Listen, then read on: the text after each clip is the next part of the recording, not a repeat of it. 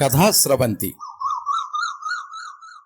5% కథ రచన శ్రీ మల్లాప్రగడ రామారావు.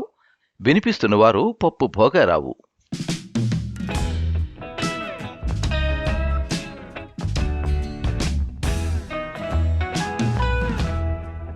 చాలా రక్తం పోయింది. వెంటనే బ్లడ్ గ్రూప్ ఏదో టెస్ట్ చేయించు. బ్లడ్ బ్యాంకులో ఏ గ్రూప్స్ బ్లడ్ ఉందో చెక్ చేయి. ప్రమాదంలో గాయపడిన ఒక రోగి గురించి క్యాజువాలిటీ డ్యూటీ డాక్టర్ అంత శ్రద్ధ చూపడం హౌస్ సర్జన్కి కొత్త. క్యాజువాలిటీ డ్యూటీ అంటేనే రోడ్డు ప్రమాదాలు, కత్తిపోట్లు, బాంబులు పేలడాలు, ఒళ్ళు కాల్చుకోవడాలును. అయితే అవన్నీ చాలా మటుకు క్యూలో నిలబడి ఓటు వేసే బాపత జనాలవి. ఇప్పుడొచ్చిన కేసేమో మొన్నటి వరకు మంత్రిగా ఉండి ఇప్పుడున్న ప్రభుత్వం కూలిపోతే మళ్లీ మంత్రి అవడం ఖాయమని నలుగురికి తెలిసిన గౌరవనీయులు ఎమ్మెల్యే. ఉన్న చోట నుంచి కదలకుండానే జవాబిచ్చాడు హౌస్ సర్జన్. బి పాజిటివేనండి అని. నీకెలా తెలుసు? ఎప్పుడైనా అటెండ్ అయ్యావా అడిగాడు డ్యూటీ డాక్టర్. లేదు, కానీ మంత్రిగా ఉన్నప్పుడు శాసనసభలో ఎవరెంత తిట్టినా, పత్రికలలో ఎన్నెన్ని విమర్శలొచ్చినా నవ్వుతూనే ఉండేవారండి అన్నాడు హౌస్ సర్జన్. డ్యూటీ డాక్టర్కి మండుకొచ్చింది. ఇదేం వేళాకోళం అనుకుంటున్నావా? తల లేచిపోగలవు మనిద్దరివి, ఏం తేడా వచ్చినా. పోయి చెప్పిన పని చెయ్యి. నేనిలోగా బయట జనానికి ఎమ్మెల్యే గారి ప్రాణాలకి ఏ ప్రమాదం లేదని చెప్పొస్తాను అంటూ స్ప్రింగ్ డోస్ తెరుచుకుని బయటికి వెళ్ళాడు డ్యూటీ డాక్టర్. డ్యూటీ డాక్టర్ తిరిగొచ్చేసరికల్లా నవ్వు ముఖంతో చెప్పాడు హౌస్ సర్జన్. నే చెప్పలేదండి బి పాజిటివే అని. సరే సరే, ఆ గ్రూప్ బ్లడ్ బాటిల్స్ 2 ఎక్కించు. మరో కిక్లోఫెనాక్ ఇంజెక్షన్ ఇమ్మని నర్సుకి చెప్పు పురమాయించాడు డ్యూటీ డాక్టర్. ఇంకా 4 దమ్ములు పీల్చాడో లేదో గాబరాగా వచ్చాడు హౌస్ సర్జన్. అదే గాబరాతో చెప్పాడు, బి పాజిటివ్ బ్లడ్ కొంచెం ఎక్కించామో లేదో రియాక్షన్ మొదలైంది, వెంటనే ఆపేశాము. మతుండే మాట్లాడుతున్నావా? అసలు ఎమ్మెల్యే గారి రక్తం పరీక్ష చేసే బి పాజిటివ్ అని నిర్ధారించావా? నీ అతి తెలివి ఉపయోగించావా అని కేకలేశాడు డ్యూటీ డాక్టర్ రోగి ఉన్న గదికి దారితీస్తూ. స్వయంగా టెస్ట్ చేసి నిర్ధారించుకున్నాడు డ్యూటీ డాక్టర్. ఎమ్మెల్యే గారి బ్లడ్ గ్రూప్ బి పాజిటివ్ వేనని, సీసాలో రక్తం కూడా బి పాజిటివ్ వేనని. నర్సు వైపు చూశాడు డ్యూటీ డాక్టర్. నీకేమైనా అర్థమవుతోందా అన్నట్టు.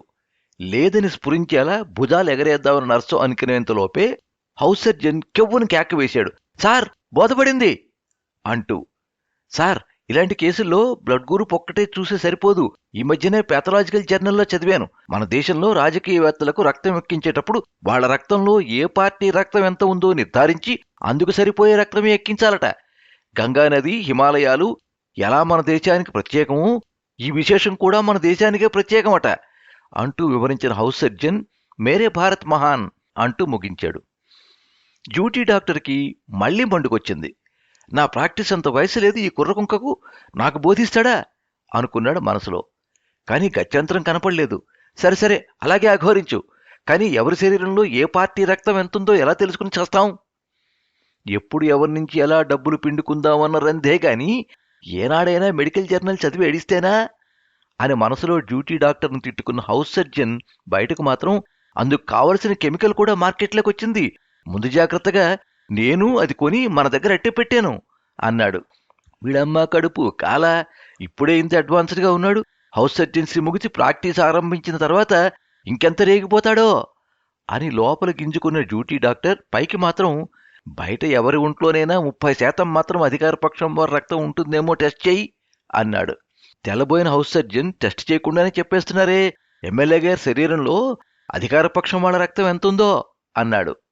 నవ్వొచ్చిన డ్యూటీ డాక్టర్కి వెలుగుదేశంలో కొత్తగా చేరిన ఫస్ట్ బ్యాచ్ వాళ్ళ శరీరంలో 30% అధికార పక్షం రక్తమేనని శాసనసభలోనే ప్రకటించారు కదా, ఎంతసేపు మెడికల్ జర్నల్సే కాదు వార్తాపత్రికలు చదవాలి అని జవాబిచ్చాడు. కళ్లతోనే తను మెచ్చుకోలు ప్రదర్శించింది నర్సమ్మ. అలాగే సార్ అని వినయంగా బదులిచ్చి 4 అడుగులు ముందుకు వేసిన వాడల్లా హౌస్ సర్జన్ మళ్లీ వెనక్కొచ్చి, సార్ సార్, మీరు చెప్పింది కరెక్టే గాని అధికార పక్షంలో చేరకముందు స్టూడెంట్ లీడర్గా ఉన్నప్పుడు మన ఎమ్మెల్యే గారు ఎర్ర రంగు పార్టీ మాజీ మంత్రిగా ఉన్నప్పుడు కొన్నాళ్లు తిరగల పార్టీలో ఉన్నారు కదా అండి అని సందేహం వెలిబుచ్చాడు. Duty doctor తలపట్టుకున్నాడు. బాగా జ్ఞాపకం చేసేవయ్యా బాబూ, ఓ నెలో 2 నెలల్లో అధికార పక్షం లో కూడా ఉన్నట్టున్నారు అన్నాడు. యురేకా అని అరవాలని తెలియని నర్సమ్మ సార్ అంటూ అరిచిన అరుపుకు డ్యూటీ డాక్టర్ హౌస్ సర్జన్ ఇద్దరూ ఉలిక్కిపడ్డారు. ఉద్వేగంతో మాట కష్టమైన నర్సమ్మ ఎలాగో చివరికి ఇలా చెప్పగలిగింది. మరేం పర్వాలేదు సార్, మన ఎమ్మెల్యే గారు తోడలుడు గారు ఉన్నారు, వాళ్ళిద్దరికీ ఒప్పందం, ఒకరున్న పార్టీలో మరొకరుండరు. అందువల్ల మన ఎమ్మెల్యే గారు ఎన్ని పార్టీలు మారారో వారి తోడలుడు గారు అన్ని పార్టీలు మారారు. ఆయన వరండాలో చుట్ట కాల్చుకుంటున్నారు. పిలుచుకొస్తాను. డ్యూటీ డాక్టర్, హౌస్ సర్జన్ చూపులతోనే నర్సమ్మను అభిషేకించారు. టెస్టులన్నీ చకచకా జరిగిపోయాయి.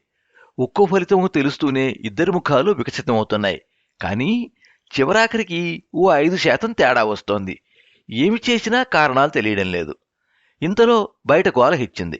ఒక ఆయన తలుపు తోసుకుంటూ వచ్చాడు. ఎలా ఉంది ఎమ్మెల్యే గారికి అంటూ. మరేం పర్వాలేదు అని మొదలుపెట్టి, మరి కాసేపట్లో రక్తం ఎక్కించకపోతే ప్రాణానికి ముప్పని, తోడలుడి గారి రక్తం సరిపోకపోవడంతో ఏం చేయాలో పాలుపోవడం లేదని బోధపరిచారు. వచ్చినాయన ఎమ్మెల్యే గారి కుడి భుజం, ఎడం భుజమును. కాలేజీ రాజకీయాల రోజుల నుంచి ఎమ్మెల్యే వెన్నంటే వారు ఏ పార్టీలో ఉంటే వీరు ఆ పార్టీలోనే. కాకపోతే ప్రత్యక్ష ఎన్నికలలో తానై పోటీ చెయ్యరు.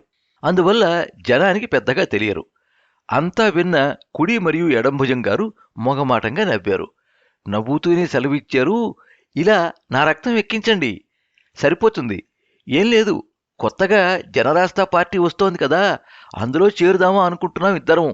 దాంతో ఈ 5% తేడా వచ్చి ఉంటుంది అంటూ చొక్కా చేతులు మడవసాగారు రక్తదానానికి. బ్రతికించావు భగవంతుడా అనుకుంటూ తగిన ఏర్పాట్లు చేయటానికి తానే స్వయంగా కదిలాడు డ్యూటీ డాక్టర్, కుడి మరియు ఎడంభుజం గారికి త్రోవ చూపుతూ. మన ప్రజాస్వామ్యానికి కొత్త రక్తం ఎప్పుడు పడుతుందో కదా అనుకుంటూ వాళ్ళని అనుసరించాడు హౌస్ సర్జన్.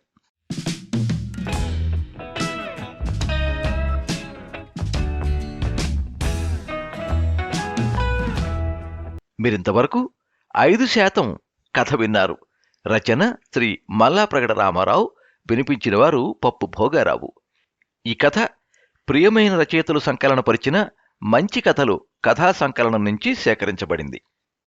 ఈ కథ మీద మీ అమూల్యమైన అభిప్రాయాన్ని కింద కామెంట్ బాక్స్లో రాయండి. ఈ వీడియోని లైక్ చేయండి, మీ మిత్రులందరికీ షేర్ చేయండి. ఇలాంటి మరిన్ని మంచి కథలు వినిపించడానికి ఈ ఛానల్ని సబ్స్క్రైబ్ చేసుకోండి.